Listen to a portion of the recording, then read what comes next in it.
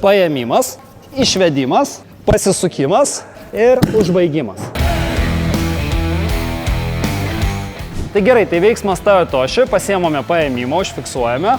Jeigu mano stovėsena yra dešinė, tai yra rašau su dešinė ranka, tai aš kontroliuoju dešinį petį su kumščiu.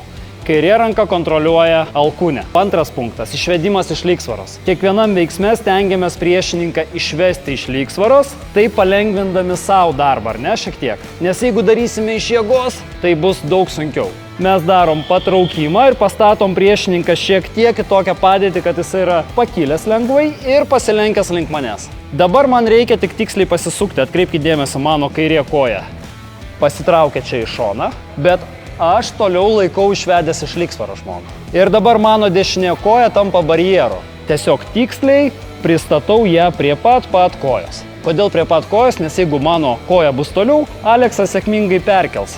Štai taip. Dėl to aš turiu to nepadaryti, aš turiu užblokuoti prie pat. Ir ketvirtas punktas – užbaigimas. Tai reiškia, kad šitoj fazėje, kai mes jau įsisukam, mes turim taisyklingai nukreipti priešininką, jis jau beveik yra ties kritimo riba. Mums reikia jį numesti ir susukti iki galo, kad jis būtų pilnai prispaustas.